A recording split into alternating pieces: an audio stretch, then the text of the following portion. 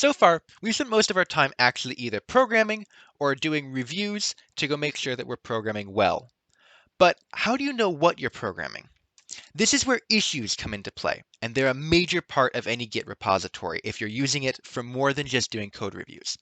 Now, depending on which project you're working on, they may not use issues for this. It may be tracked in a separate document like Jira, or there might be Excel sheets that sometimes have that are maintained by business people, and you just get kind of handed your tasks. But in a lot of open source work in particular, issues are the key of any interaction with the repository. They can cover everything from project roadmaps to bug reports to feature requests to we're deprecating this or we're moving in this direction or things like that, to even support tickets. So with that in mind, our next focus on kind of the everything you need to know about GitHub to get up and running is the Issues tab. So to access the issues, we click Issues, and you can go through and you can see different issues that are assigned. Now, there's kind of four main things I want to focus on for this one. First off, I found a bug. How do I report it? Then next up is, I fixed a bug. How do I close it? Then we have, I'm working on a sprint task, or I'm updating our sprint task for other people rather. How do I basically post that feature request? And then finally, I'm working on a sprint task. How do I track it? So first up, in this video, we'll talk about creating a bug report. So to do that, we can go through and we can go New Issue. And then most repositories already have helpful templates that are set for the different types of requests that you're going to make. Now, these templates can have everything from headers built in to people already assigned to take care of them to different labels in terms of how it gets triaged or as priority or things like that. So definitely make sure that you pick the right template. In this particular case, I know that it's a bug for the middleware 1 team, so I'm going to click this template. And as soon as I do that, note that it's already tagged both middleware 1 and bug as part of the template. And I can go through and I can go fill this out. So again, just like what we did for the CR, we can give it a title. So it's a bug. We describe the bug, give steps to reproduce, expected behavior, screenshots, all this stuff.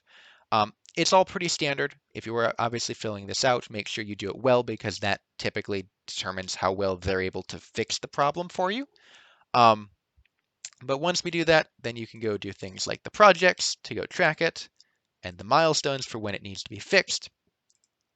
And once you submit a new issue, ta-da, you've submitted a bug report. That's really all that there is to it. Now, what if I'm going through and I'm solving a bug report? If we head over here, we have a bug already open. The point class should have a Z value. So what we're going to do is I'm going to solve this. And the first thing I do is I'd assign myself to it, but I'm already assigned to it.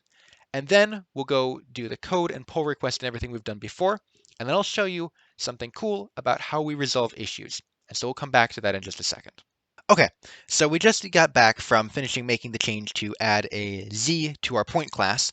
And one of the things that we're looking to go do is we're all passing all the checks. We've got all of our code reviews, and we're ready to squash and merge. But there's one other thing that we want to do first.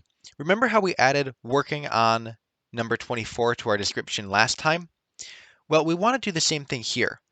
Make sure that we put a description of this here. And in fact, we're going to say fixed number 25 was the issue, because fixed is a keyword. So when you do fixed and then an issue number and we update, let's go take a look at our issue now. Here, you'll see that we linked middleware add Z to point, basically pull request number 28, and that as soon as you say fixed number 25, as soon as we merge that pull request, this will close the issue. So if we go head over to pull requests and we can resolve that, squash and confirm. Now, as soon as we head over to issues, there's only 2, and there's another closed issue here, number 25, and you can see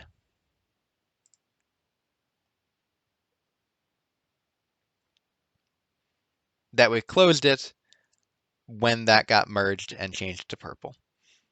It also moved in terms of the task automation board as well, and we'll talk about that coming up in the near future as well. Now, in terms of sprint role creation, we're not going to show it for this one. You can create it the new issue the same way we did for the bug. But one thing I wanted to point out was that you can create checkboxes that allow people to go check it off. In terms of the actual code that allows you to do it, it's the bullet or the hyphen rather, and then the brackets with a space in the middle. That allows you to go create checkboxes, which you can actually go check off as you go through and do it. So you can go keep track of it this way in terms of which tasks people are doing, and then they can obviously add a comment, wrote the code and the tests. And as you can see, we kind of have that from the issue 26 when we went through and added the working on number there. So you can see that this issue tied to this particular sprint, which is always helpful, but comments always help. And then if you're the last person to do it, you can go through and simply close the issue. And then again, you're done with this particular set of sprint tasks. And because the issue is closed, then you'll notice that the status got moved to done. So that is kind of issues in a nutshell. Obviously, there's a lot more to it, but for the most part, they're conversation hubs and they're links between the consumer and the customer and what they need, and the pull requests that the developer is working on. And by linking those together and the automatic keyword, close or fix, that definitely helps your automation.